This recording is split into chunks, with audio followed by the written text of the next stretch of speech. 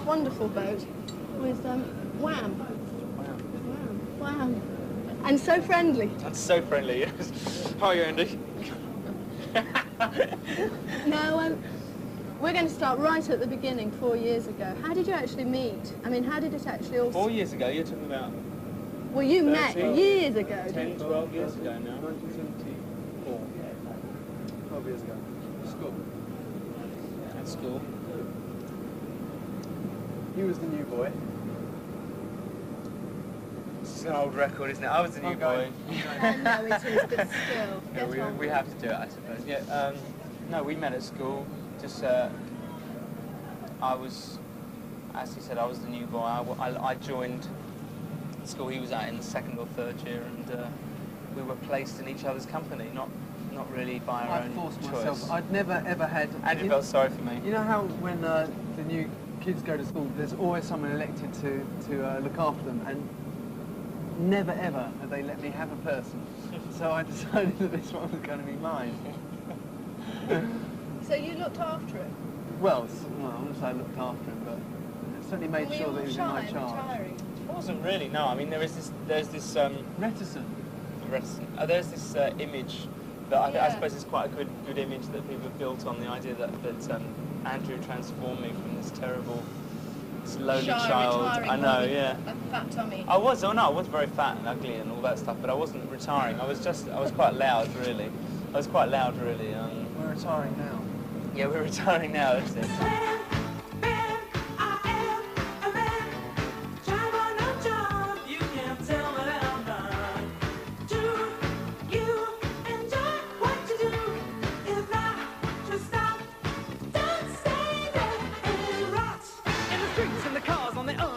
If you listen real hard, you can hear the sound of a million people switching up for work. Well, listen, Mr. Average, you're a jerk. When did it all formulate that you'd become an actual group? Because you had a false start and then became Wham. Oh, well, we basically when we met. I'll answer this one. Yeah, you answer this one. Go on. It was just a music was really our common link. Anyway.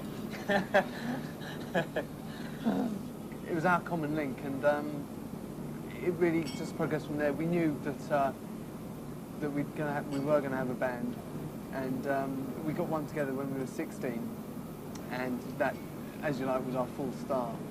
But we soon got it together. No. We thought it was the big one at the time. It's actually quite good that nothing happened, because we were very amateur, but we had some kind of really commercial songs, but they were just very, very patchy.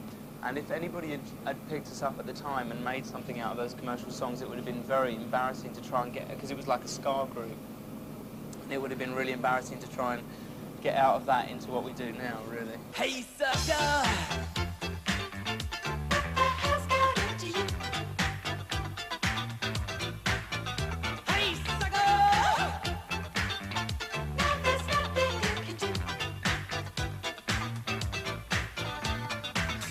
Man, you're out of your head. Sleepless nights on an HP bed. A daddy, by the time you're 21, if you're happy with a nappy, then you're in for fun. But you're here and you're there. Well, there's guys like you just everywhere. And looking back on the good old days, well, this young gun says portion pays.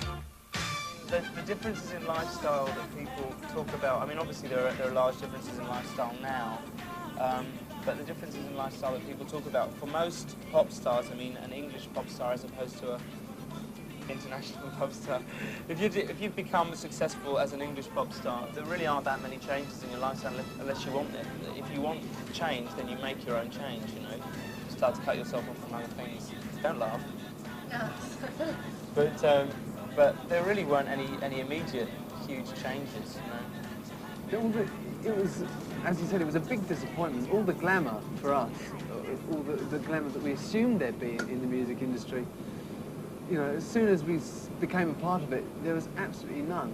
And it was quite a big shock in a way, because it was so unlike anything that we'd expected. I know, it was certainly for me. I was really disappointed with it. Still disenchanted. Are you? Yeah. But I mean, you must have found it was difficult, like, from going out to clubs and being able to do all those kind of normal things. It didn't change quickly. Did you find that odd? Well, it didn't change quickly for, you know, we didn't have money for the first 2 years. So it wasn't like we were thrust into the sort of positions that we find ourselves in now. It was very, very gradual. And in terms of clubs and things like that, all you had to do is you'd go to the same places and just get a lot more drunk so that you wouldn't notice that people were expecting you to behave differently. You know, I still do it now, really. It's true, it's true. Do you find that you have more trouble though when you go out? Well, you have lots of trouble every time you go out. I don't go out now. He doesn't go out anymore. But you notice, look at what a healthy-looking boy. Look. Well, you're now just quiet. He's definitely reverted. But do you think there was any element of inviting trouble, or do you think it's just when you go out and you're at a club, people pick on you if you're famous? No.